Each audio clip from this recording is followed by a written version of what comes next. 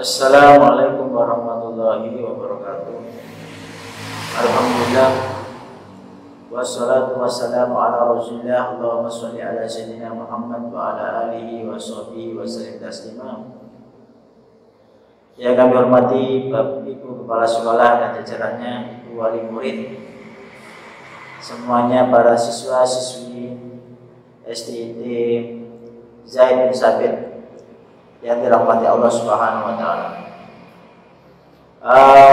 Alhamdulillah pada kesempatan kali ini kita bisa bersama-sama untuk menggali bagaimana caranya diri kita memiliki imunitas yang kuat terhadap semua masalah problematika kehidupan dengan Al-Quran. Bahwasanya Al-Quran ini adalah huda wa syifa, ini adalah obat, petunjuk dan obat. Maka kita harus memposisikan diri kita yang pertama supaya Al-Quran memiliki sebagai imunitas diri kita. Di antaranya harus meyakini Al-Quran adalah wahyu Allah. Orang yang yakin Al-Quran itu wahyu Allah, pasti orang itu dekat dengan kalamnya. Orang yang dekat dengan kalam Allah itu tanda dia kekasih Allah. Maka menghadapi dinamika kehidupan yang kompleks seperti ini, jalan satu-satunya ya kembali kepada yang maha memberi solusi, yaitu Allah. Di antaranya solusi yang diberikan oleh Allah adalah diturunkannya Al-Quran, al-iman bil Quran, supaya kita memahami betul bahwasanya kehidupan yang terjadi sekarang ini adalah seperti yang pernah terjadi sebelum kita, persis. Cuma aktornya berubah. Zaman dahulu ada Nabi Musa, ada Fir'aun. Zaman dahulu ada Nabi Ibrahim, ada Namrud. Zaman dahulu ada Abu Jahal, ada Nabi Muhammad, ada Abu Bakar. Itu semua perang, kejahatan, kebaikan itu berputar. Cuma aktornya itu ganti. Maka orang soleh adalah orang yang belajar dari orang-orang sebelumnya, yaitu orang-orang soleh dulu, yaitu mengikuti cara hidupnya. Di antara cara hidup orang soleh adalah yakin betul bahwasanya Al-Quran adalah wahyu Allah. Kemudian kalau kita yakin, otomatis kita tidak berhenti pada keyakinan, karena keyakinan itu adalah nilai di dalam batin. Maka harus dikeluarkan berupa aksi kita. Maka beramal soleh adalah indikator kuat kebenaran iman seseorang. Maka para siswa semua dan juga wali murid sebagai perisai menghadapi problematika kehidupan itu adalah kembali kepada Al-Quran. Inna hadzal Qur'ana yahdi lillati hiya aqwam wa yubashshirul mu'minina alladziina ya'maluna ash-shalihat anna lahum ajrun hasan. Al-Quran ini adalah petunjuk semua permasalahan kehidupan. Kalau kita lihat kisah para sahabat dahulu, law dha'a minni iqalu ba'irin la wajadtu fil Qur'an. Kalau seandainya saya kehilangan tali onta saja saya temukan di Al-Quran. Itu adalah ibarat bahwasanya Al-Quran itu sangat komprehensif terhadap masalah-masalah kehidupan. Kemudian yang kedua, setelah kita beriman, al-iltifatu ila al-ahdaf al-asasiyah del Quran. Fokus kepada orientasi diturunkan Al-Quran. Al-Quran diturunkan ini sebagai solusi kehidupan. Tidak hanya dibaca, tidak hanya dipahami, tidak hanya diajarkan, tidak hanya dihafalkan, tidak hanya dilombakan, tapi Al-Quran ini adalah diamalkan. Buat apalah banyak resep dari dokter tapi tidak dibeli obatnya.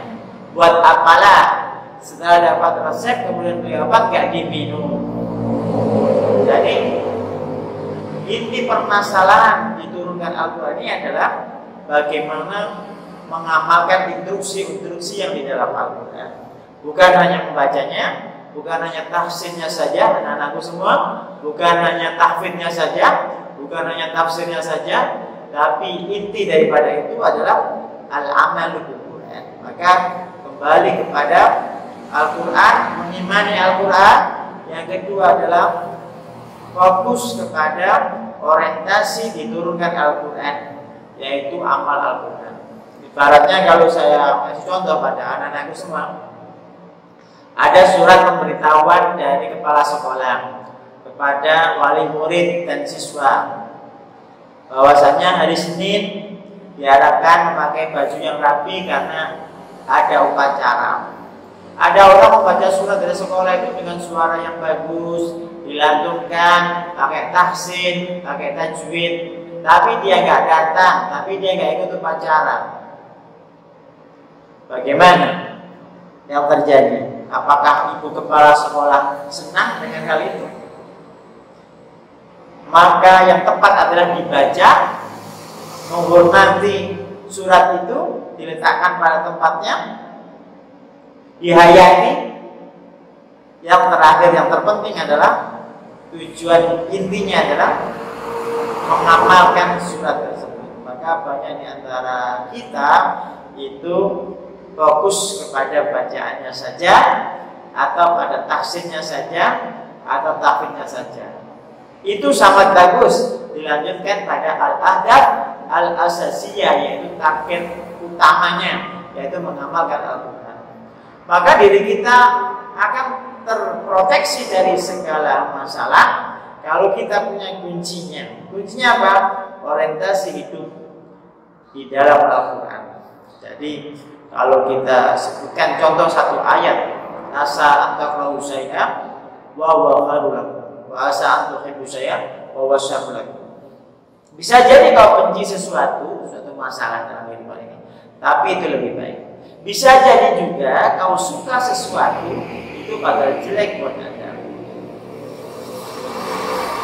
Seperti anak kecil itu tidak suka obat karena dia tidak tahu. Dia minum obat, menangis, tapi ujungnya sehat. Bisa jadi anak kecil suka es krim, suka permen. Terlalu banyak permen, giginya berlubang, akhirnya sakit. Artinya bahwasannya kita hidup di dunia ini ada rambu-rambu dari Allah, yaitu Al-Quran.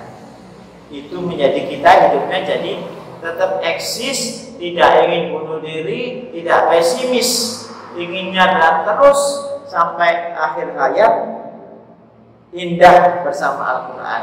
Tadi yang pertama mengimani Al-Quran sebagai wahyu Allah, yang kedua paham orientasi Al-Quran yaitu al-amal, bukan hanya tilawah, tafsir, tahfidz atau memahami tafsirnya saja. Karena orang terlalu banyak ilmu tidak diamalkan, itu namanya mubadzir ilmu. Wala tubadzir tabdzira innal mubadzirina kanu ikhwana syayatin wa kana asy-syaitanu rabbika. Orang terlalu banyak harta tidak digunakan dalam kebaikan, malah digunakan dalam kemaksiatan, itu mubadzir. Tidak digunakan saja, didiamkan padahal ada orang butuh modal, itu termasuk mubadzir. Begitu juga orang banyak hafalan Al-Quran tidak diamalkan, itu juga mubadzir. Begitu juga orang banyak ilmu tetapi tidak diamalkan, itu mubadzir ilmu. Maka cari ilmu yang penting dan utama, itu banyak sekali. Ilmu fardu ain, ilmu fardu kifayah sangat banyak sekali. Begitu juga amalan Al-Quran ini termasuk yang penting dan utama. Maka fokus pada orientasi atau tujuan diturunkan Al-Quran. Kemudian yang ketiga adalah peduli dengan Al-Quran. Kalau saya sering mengingatkan adik-adik semua di sekolah itu, kalau megang mushaf Al-Quran itu menggunakan tangan kanan. Jangan sampai memegang Al-Quran dengan tangan kiri, itu tidak sopan. Begitu juga jangan sampai menaruh Al-Quran di lantai, itu tidak sopan. Atau juga memegang Al-Quran dalam keadaan hadas, itu tidak sopan. Atau juga Anda membaca Al-Quran, kemudian ada belum selesai baca Al-Quran, Anda membaca WA, membaca Facebook. Selesaikan dulu, pamit kepada Al-Quran, shadaqallahul adzim, baru kemudian Anda tutup, baru bicara dengan yang lain. Termasuk adab-adab yang harus diperhatikan. Ini yang ketiga adalah al-ihtimam bil Quran wal inayah bihi, peduli dengan Al-Quran. Hada balaghul linnas wal yunzaru bihi. Ini adalah yang disampaikan kepada manusia supaya mereka mendapatkan peringatan. Afala yatadabbaruna al-Qur'an am ala qulubin aqfaluna. Orang yang punya imunitas jiwa itu orang yang peduli dengan Al-Quran. Adik-adik semua lihat wajahnya orang-orang yang hafal Al-Quran, jiwanya orang-orang yang hafal Al-Quran, perilaku orang-orang yang hafal Al-Quran itu lebih stabil, tenang daripada orang yang jauh daripada Al-Quran. Karakternya, akhlaknya lebih sopan, bahkan bisa dikatakan lebih cerdas, emosional, spiritual, intelektual, itu lebih cerdas orang-orang yang dekat dengan Al-Quran. Begitulah sebaliknya, yang suka main game, yang suka nonton YouTube, jauh daripada Al-Quran, biasanya perilakunya itu sholat suka terlambat, bacaan surat gak khusyuk, bahkan tidak baca al-surat pagi dan sore. Yang diingat adalah game, YouTube, atau film, atau video. Seharusnya punya internet digunakan apa? Semaan Al-Quran, membuka tilawah yang merdu anak-anak usia SD kelas 6 itu lagi murojaah juz 29, 28, 27 diulang. Maka afala yatadabbaruna al-Quran am ala qulubin aqfaluna. Jangan tuh orang yang tidak tersentuh oleh ayat, jangan tuh hatinya tertutup gitu aja. Ibaratnya begini anak-anakku semua, seandainya ini mushaf Al-Quran, kita aja dilarang untuk memegang kalau kita berhadas. Kita aja dilarang memegang Al-Quran mushaf ini kalau kita berhadas. Berarti kita dijauhkan dari mushaf dalam kondisi kita najis atau kita berhadas. Bagaimana kalau hatinya yang najis? Bagaimana kalau pikirannya yang berhadas? Bagaimana kalau hatinya yang berhadas atau pikirannya najis, kotor, berpikir jelek? Maka dia sulit dekat dengan Al-Quran. Itu contohnya begitu. Yang fisik saja jauh, yaitu mushaf, apalagi tentang makna yang terkandung, esensi, substansi Al-Quran. Maka saran saya kepada adik-adik, biasakan berwudu kapan saja sehingga mudah interaksi dengan Al-Quran. Kapan saja, di mana saja. Kalau batal wudu. Dalilnya innallaha yuhibbut tawwabina wa yuhibbul mutatahhirin. Kemudian berikutnya yang keempat adalah bagaimana kita supaya memiliki imunitas. Di antaranya adalah menjadikan Al-Quran sebagai prioritas. Dalam hal apa? Dalam semua hal. Pagi hari utamakan Al-Quran, baru membaca buku yang lain. Sore hari habis maghrib utamakan Al-Quran, baru menjawab soal-soal dari ustadzah atau ustadz semua. Habis sholat duha baca Al-Quran. Maka ada kuncinya. Sebelum sholat jamaah itu kan ada waktu tuh qomat. Silakan adik-adik membaca hanya 2 halaman saja. Habis sholat jamaah baca hanya 2 halaman saja. Sekali sholat sudah 4 halaman. Kalau 5 kali waktu sholat sama dengan 20 halaman. 20 halaman sama dengan 1 juz. Otomatis kalau kita bisa tiap hari begitu istiqomah, maka dalam 1 bulan khatam sekali, dan itu minimal di dalam kehidupan kita supaya jiwa kita kuat menghadapi permasalahan. Karena Al-Quran ini ibarat makanan. Kalau ya, wa inna hadzal Qur'an ma'dabatullah, itu hidangan Allah, suruh menikmati. Kalau kita kurang hidangan, kurang makan, kita akan lapar. Kalau lapar kita lemes. Begitu juga jiwa kita kalau kurang makan Al-Quran, kurang membaca Al-Quran, kita biasanya pemalas, tidak semangat. Habis subuh ingin tidur, habis isya ingin tidur, bangun-bangun main game, nonton TV atau YouTube. Saya tidak melarang Anda nonton TV, saya tidak melarang Anda nonton YouTube. Boleh, tapi ada etikanya. Apa itu? Cari yang baik-baik dan bermanfaat. Cari yang penting dan utama, karena hidup itu sebentar. Kalau kita gunakan sembarangan, kita akan merugi. Itu yang keempat, yaitu menjadikan Al-Quran sebagai prioritas dalam sikap-sikap kita. Innahu laqur'anun karim fi kitabim maknun la yamassuhu illal mutahharun. Kemudian berikutnya yang kelima adalah ta'zimul Qur'anil Karim wa tanzihuhu. Mengagungkan Al-Quran. Dan mengagungkan Al-Quran ini wajib. Maka termasuk perilaku orang-orang fasik atau tukang-tukang sihir, biasanya mereka menggunakan mushaf Al-Quran untuk mengundang setan. Diinjaklah mushaf itu, disobeklah mushaf itu. Bahkan ada cerita sampai mushaf diletakkan di toilet. Itulah perilaku yang tidak disukai Allah, atau disebut orang-orang fasik, bahkan bisa kafir karena meremehkan syiar agama, yaitu Al-Quran. Jadi harus memuliakan. Kalau menaruh Al-Quran, seandainya ini mushaf Al-Quran, jangan sampai di atasnya ada HP begini. Atau ini mushaf Al-Quran, di atasnya ada kopiah, ada pulpen, ada buku. Bukan. Al-Quran harus diprioritaskan, diagungkan. Kalau rak buku itu diutamakan yang paling atas itu Al-Quran. Pertama itu Al-Quran, tafsir Al-Quran, hadis, kemudian buku-buku yang lainnya. Ini termasuk dalam rangka memuliakan Al-Quran. Ini bagian apa ini?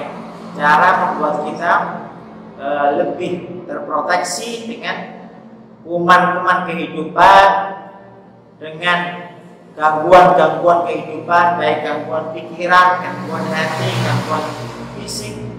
Kita banyak membaca Al-Quran, kita banyak mentadabburi Al-Quran. Kemudian setelah mengagungkan Al-Quran itu, disebutkan di antara cara mengagungkan adalah satu, al-hirsu ala thaharah inda qiraatil Quran.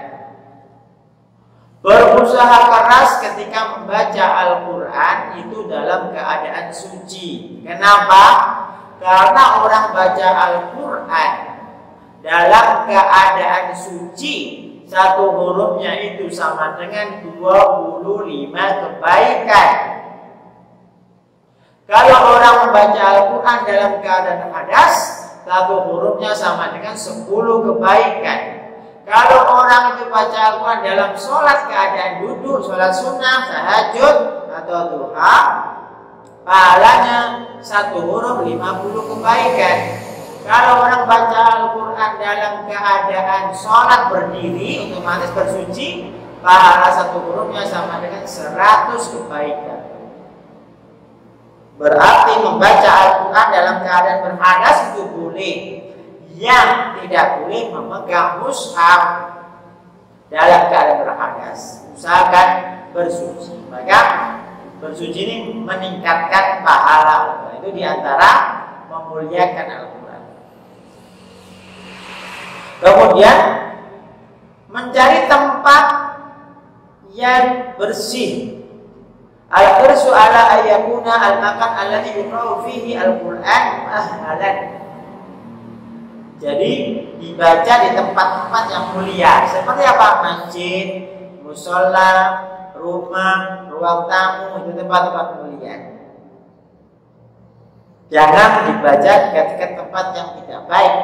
Seperti mungkin kalau ada ngantri kamar mandi, ya jangan keras-keras. Kalau Anda mau murojaah, ya jauhi kamar mandi atau WC, karena itu tempat tidak mulia. Kalau dibaca saja boleh, ya. Tapi kalau Anda tilawah keras, apalagi di kamar mandi, kan hukumnya sangat tidak. Kemudian di antara memuliakan yang ketiga adalah al-hirsu ala hifdzi kitabillah. Bertekad sebelum kita meninggal dunia itu hafal Al-Quran semampunya, tidak harus, dalam tanda kutip, jangan putus asa kalau Anda tidak hafal-hafal. Yang penting berusaha terus, berusaha. Caranya mudah ya, di rumahnya setel audio terus, mau juz berapa? Juz 28. Qasami Allah qala allati tujadilu. Silakan diulang-ulang terus, atau juz 29 Tabarakalladzi diulang-ulang terus. Atau Ustaz saya nggak lancar tuh surat Al-Waqiah, ulang-ulang terus, dengarkan terus. Nanti insya Allah dengan sendirinya di bawah sadar kita masuk sendiri. Yasin, Ustaz saya mau hafal Yasin, hafal. Apakah harus saya lihat, saya pandang, saya hafal? Kamu setel aja tuh, nanti hafal. Pokoknya rumah jangan sepi dari Al-Quran. Rumah itu jadi barokah kalau sering ada tilawah. Setannya kabur. Lebih-lebih surat Al-Baqarah. Coba, mungkin keluarganya ada stres, mungkin keluarganya bermasalah, mungkin keluarganya ruwet urusannya, duduk bersama ayah, bunda, paman, bibi, semuanya duduk bersama, sama anak, semuanya baca Al-Baqarah. Wa inna syaitan wa innal baita alladhi yuqra'u fihi al-Qur'an la yadkhulu fihi syaitan. Karena rumah yang dibacakan surat Baqarah itu tidak akan dimasukin setan. Wa inna syaitan yanfiru minal baiti alladhi yuqra'u fihi suratul Baqarah. Rawahu Muslim. Setan itu kabur dari rumah yang dibacakan surat Al-Baqarah. Berikutnya adalah al-qudsu ala ta'allum wa ta'lim ini. Senang belajar Al-Quran, senang mengajar Al-Quran. Maka kalau cita-cita Anda pertama jadi guru Al-Quran, bagus sekali. Jangan bayangkan guru yang diremehkan, bukan. Ya, guru Al-Quran itu mulai dari tajwidnya, mulai dari tafsirnya, mulai dari bagaimana cara mengamalkannya. Jadi banyak sekali cabang-cabang ilmu Al-Quran. Jadi kalau disebut guru Al-Quran, jangan kebayang hanya guru Iqra atau tilawati, bukan hanya itu saja, tetapi mungkin dosen tafsir Al-Quran, mungkin pusat kajian Al-Quran. Jadi seperti itu. Kemudian diantara memuliakan Al-Quran ini adalah usahakan kalau setiap membaca, bahkan mungkin majelis taklim atau apapun, usahakan menghadap kiblat. Sebaik-sebaiknya majelis adalah majelis yang menghadap kiblat. Utamakan baca Al-Quran menghadap kiblat. Kenapa sih harus menghadap kiblat? Supaya kalau kita menghadap kiblat itu kebayang kita menghadap Ka'bah. Kalau kita menghadap Ka'bah, kita jadi fokus. Tapi kalau kita tidak ada kiblat, kebayang di timur sana ada Bali, ada pantai, di dalam ke utara, di sebelah utara sana ada pantai, ada gunung. Tapi kalau kita ada kiblat, kebayang ini kiblat. merasa menghadap Ka'bah. Ini membantu kita lebih fokus, konsentrasi. Itu diantara cara memuliakan Al-Quran. Jadi tadi saya sebutkan imunitasnya. Yang pertama adalah iman pada Al-Quran, kemudian fokus pada makna atau orientasi ayat Al-Quran, kemudian peduli dengan Al-Quran, kemudian yang keempat menjadikan Al-Quran sebagai prioritas, yang kelima tadi memuliakan Al-Quran. Sekarang yang keenam, ihtiramul Qur'anil Karim.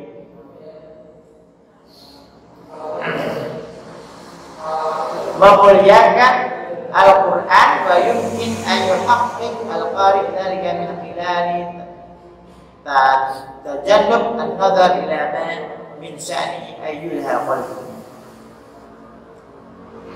Jadi kalau membaca itu yang betul-betul tahqiq, betul-betul sesuai dengan kaidah yang dikehendaki.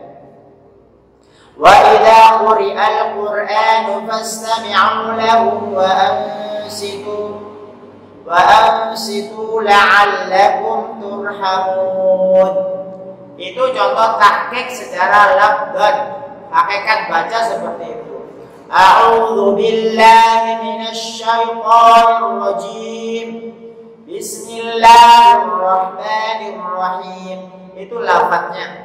Coba dijadikan tahqiq itu pada perilaku kita. Katanya Bismillahirrahmanirrahim dengan menyebut nama Allah yang Maha Pengasih lagi Maha Penyayang. Tapi orangnya marah-marah baca Bismillah. Ini nggak sesuai. Belum tahqiq, belum hakikat membaca. Katanya a'udzu billahi minasyaitonir rajim. Katanya berlindung dari setan, malah dia jadi setan. Emosi, marah-marah. Ini kan perilaku setan. Jadi namanya tahqiq. Yang keenam ini tahqiq Al-Quran. Bagaimana caranya? Bisa tahqiq lafadznya dulu latihan. Bisa tahqiq amalnya, perilakunya. Bisa tahqiq batinnya Al-Quran. Dengan Al-Quran yakin mantap. Saya kalau baca ayat kursi, saya yakin setan kabur dari rumahku. Sebelum tidur adik-adik baca Allahu la ilaha illa huwal hayyul qayyum la ta'khudhuhu sinatun wa la nawm. Dibaca. Tahqiq lafadznya, tahqiq konten isi ayat kursi tadi, dan cara mengamalkannya bagaimana. Itu termasuk ihtiramul Qur'anil Karim. Menjauhi hal-hal yang mengganggu untuk fokus dengan Al-Quran. Jangan sampai tahqiq Al-Quran mungkin tangannya kemana-mana. Kalau adik-adik mungkin sambil mobil, itu tidak baik, kurang tahqiq. Jadi hindari perilaku-perilaku yang kurang sopan ketika membaca Al-Quran. Mungkin sambil pegang-pegang telinganya, itu kurang sopan. Atau matanya kemana-mana, lihat kanan kiri. Fokus pada mushaf, fokus pada tempat sujud, fokus pada jari-jari kita ketika sholat. Maka adik-adik kalau sholat perhatikan, yang sangat dianjurkan ketika adik-adik berdiri, adik-adik dianjurkan melihat tempat sujud supaya fokus. Kalau adik-adik lagi rukuk, dianjurkan adik-adik itu melihat telapak kakinya. Kalau adik-adik lagi i'tidal, diusahakan melihat tempat sujud. Kalau adik-adik lagi sujud, usahakan lihat hidungnya. Kalau adik-adik lagi tahiyat, lihat jari telunjuknya. Asyhadu an la ilaha illallah wa asyhadu anna Muhammadar Rasulullah. Itu apa maksudnya? Supaya khusyuk dan fokus. Kalau kita matanya kemana-mana, maka hati kita bisa juga kemana-mana juga. Maka perlu fokus. Ihtiramul Qur'anil Karim. Wa idza quri'al Qur'an fastami'u lahu wa ansitu la'allakum turhamun. Jadi kita bisa tahqiq dengan istima'. Istima' itu bagaimana kalau ada bacaan kita dengarkan dengan sungguh-sungguh. Berikutnya adalah al-istiyamu inda qiraatil Qur'an. Jadi bahasa istiak itu kalau jangan sekarang sikat gigi, kalau dulu bersiwak. Disunahkan sekali bersih gigi kita, lisan kita. Karena kalau kita pakai siwak atau sikat gigi itu biasanya keluar balgham. Balgham itu lendirnya itu. Ketika lendirnya itu banyak keluar, biasanya membacanya sangat ringan. Maka disinilah dianjurkan oleh para kiai-kiai dulu bergerak supaya lendirnya itu bisa keluar sehingga ketika membaca Al-Quran terasa ringan. Para wali murid, para siswa yang dirahmati Allah Subhanahu wa taala, itu diantara cara menjaga diri kita dari ujian-ujian kehidupan, dekati Al-Quran dengan cara iman pada Al-Quran, dengan fokus pada instruksi apa, orientasi apa tujuan diturunkan Al-Quran, kemudian peduli dengan Al-Quran, senang dengan majelis Quran, senang dengan TPA, senang dengan tilawah, kemudian menjadikan Al-Quran sebagai prioritas. Anak kecil diutamakan pertama Al-Quran, kedua adalah bahasa. Al-Quran membuat stabil jiwanya, bahasa mengatur kehalusan perasaannya. Karena bahasa itu simbol dari jiwa perasaan seseorang. Maka dua kunci utama biasanya ulama-ulama dulu, yang pertama itu adalah Al-Quran dulu, yang kedua itu adalah bahasa. Dalam konteks kita ini karena Al-Quran ya berbahasa Arab. Kemudian setelah prioritas menjadikan mengagungkan Al-Quran, kemudian memuliakan, kemudian bersiwak ketika membaca Al-Quran. Ini adalah adab yang menjadikan kita terproteksi. Karena begini, ibarat HP saya ini adalah benteng, istana raja. Rajanya ada di dalam istana. Istananya dijaga oleh pengawal, security. Di luar sana ada gerbang. Maka yang kami sebutkan, memberi bersiwak, memuliakan, itu adab-adab sebagai proteksi, menjaga, memperkuat raja. Kalau musuh aja tidak bisa menembus gerbang, apalagi menghadapi security, apalagi bisa terobos istana, apalagi ketemu raja. Begitu juga dalam diri kita. Al-Quran ada di hati kita, dalam perasaan kita, pikiran kita. Kalau kita nggak bersuci, itu setannya sudah sampai ke gerbang. Kalau kita tidak tahu mananya, tidak tahu orientasinya, itu setannya sudah memusuhi security-nya.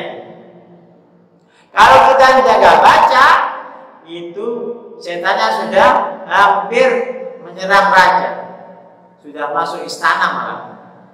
Kalau kita sudah sama sekali jauh dari Al-Quran, itu sudah perampoknya tadi sudah menangkap rajanya, sudah kita dibawa tawanan hawa nafsu kita. Maka Bapak Ibu murid, begitulah ilustrasinya ketika orang berusaha mencari proteksi, mencari imunitas supaya dirinya kuat, yaitu dengan cara-cara seperti tadi. Karena hati kita ini adalah istana, di dalamnya banyak perintah, keinginan, dan seterusnya. Itulah pemerintah. Rajanya itu hatinya tadi, tempatnya dalam saudara kita ini, dijaga oleh pengawal-pengawal, yaitu malaikat yang suka bersuci. Itu gerbangnya adalah mata, telinga, hidung, mulut dan kemaluan. Siapa yang menjaga matanya, hatinya lebih bersih. Siapa menjaga telinganya, hatinya lebih bersih. Karena mata adalah gerbang. Siapa menjaga hidungnya, menjaga lisannya, dan menjaga kemaluannya, hatinya lebih bersih. Karena setan tidak bisa masuk pintu gerbang-gerbang tadi. Di antaranya adalah banyak mendekatkan diri kita pada Al-Quran. Maka jadi program keluarga kita habis maghrib adalah Al-Quran. Semuanya fokus pada Al-Quran. Ayah, bunda, anak, paman, bibi, semuanya habis maghrib fokus megang mushaf bersama Al-Quran. Sampai Isya saja itu dapat Yasin, dapat Al-Waqi'ah, dapat Al-Dukhan, dapat Al-Mulku, paling keempat tidak Isya. Itu kalau dirutinkan luar biasa. Ayah tenang, ibu tenang, dua-duanya bahagia. Anak soleh, bahagia. Kayak adik-adik kelas 6 ini luar biasa. Insya Allah semua keluarganya soleh. Allahumma amin. Saya kira cukup. Mudah-mudahan bermanfaat. Selamat berbahagia dengan mengambil imunitas ini, yaitu Al-Quran. Kisah-kisah akan berulang lagi, substansinya sama, cuma aktornya ganti. Saya harapkan kalian semua itu adalah sosok Nabi Musa, sosok Nabi Sulaiman, sosok Nabi Yusuf, sosok Nabi Muhammad, sosok Nabi Ibrahim. Jangan sampai waliyahulillah jadi sosoknya Fir'aun, jadi sosoknya Namrud, jadi sosoknya Abu Jahal, Qarun, Haman. Waliyahulillah. Hidup itu berputar, permasalahan tiap detik akan berganti. Solusi itu sebenarnya juga masalah. Apa yang menjadi solusi inti, yaitu dekat kepada Zat yang memberi solusi, yaitu Allah Subhanahu wa Ta'ala. Saya kira ini yang dapat kami sampaikan. Mohon maaf atas segala kekhilafan dan kekurangan. Wal afu minkum. Subhanakallahumma rabbana bihamdika asyhadu an la ilaha illa anta astaghfiruka wa atubu ilaik. Wassalamualaikum warahmatullahi wabarakatuh.